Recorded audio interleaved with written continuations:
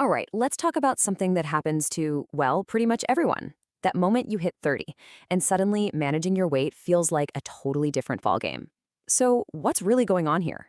Sound familiar? I mean, maybe nothing major has changed, right? You're eating the same, working out the same, but the scale is just creeping up. Or your favorite pair of jeans suddenly feel a little snug. It is so frustrating. I get it. Okay, first things first, and I really want you to hear this. It's not your fault. Seriously, this has nothing to do with you suddenly losing all your willpower or becoming lazy. What you're feeling is a real, completely normal biological shift. So let's get into the why. Because if you don't understand the problem, you can't find the right solution, right? We're going to dive into the biology at play here. Think of it like this. Your body's basically running on a new operating system compared to when you were in your 20s. And here's what that new operating system looks like. First, your basal metabolic rate. That's just the energy you burn keeping the lights on, just existing.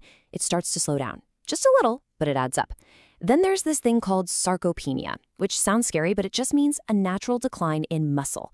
And here's the kicker. Muscle is what burns calories, so less muscle means your body's furnace isn't burning as hot all day. Throw in the fact that your body gets a little worse at handling sugar, and yeah, you got the perfect recipe for weight to slowly creep on. But okay, that's just what's happening on the inside. Biology is only one part of the puzzle. The way we live our lives after 30, well, that sets up its own set of traps that make things even trickier. I mean, just think about your day-to-day life now, right? Your job is probably more demanding. Maybe you're sitting at a desk a lot more. You're not just randomly running around with your friends like you used to. But the real villains here, stress and sleep, or more like lack of sleep. When you're stressed and tired, your body pumps out hormones like cortisol that basically scream, store fat, especially around the middle. So even if your diet is on point, these sneaky hormones are working against you in the background. And this really brings us to the most important point I want you to take away. I'm going to say it again. This isn't about willpower. It's about your own biology and your modern lifestyle literally stacking the deck against you. It's a setup. So, knowing all that, it leads us to this massive mistake that almost everyone makes. When we start to notice these changes, what's our first instinct? We do what used to work, right? I'll just eat a lot less and run a lot more. But here's the thing.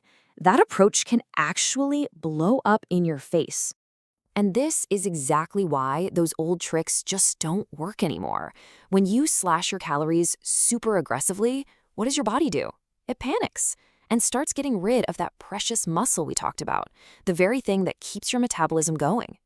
And trying to fix everything with hours and hours of cardio, well, that just leads to exhaustion. And let's be honest, who can keep that up forever? You end up fighting against your body's new reality instead of working with it. Okay, so enough about what not to do. What's the actual answer? The good news is, it's not about working harder and punishing yourself. It's about working smarter. We need a new rule book. And here it is. This is your new game plan. Step one, and if you remember nothing else, remember this, is you have to prioritize strength training. Building and holding onto muscle is your number one weapon. It's non-negotiable. Step two, find movement you actually enjoy and do it consistently, not just brutal workouts. Step three, and this is huge, build habits you can actually see yourself doing a year from now, not just for a few weeks. And finally, you've got to change your mindset. Forget about just chasing a number on the scale and fall in love with the process of getting stronger and feeling better. And really, that leads to the final and maybe the most important piece of the puzzle. The biggest change you need to make isn't actually in the gym. It's between your ears. It's all about changing your perspective. So instead of saying that weight gain as some kind of personal flaw or failure, I want you to see it as a signal. That's all it is. It's your body sending you a message, loud and clear, saying, hey, the old plan isn't cutting it anymore. It's just a sign that it's time to adapt. It's time to evolve your strategy. And that's really what it all boils down to. Your body changes. That's just a fact of life. So your approach to taking care of it has to change too. It's that simple. Hey, if this new way of looking at things clicked for you, make sure you subscribe. We're all about putting out practical fitness advice that's actually built for real, busy lives and long-term health. Thanks so much for tuning in.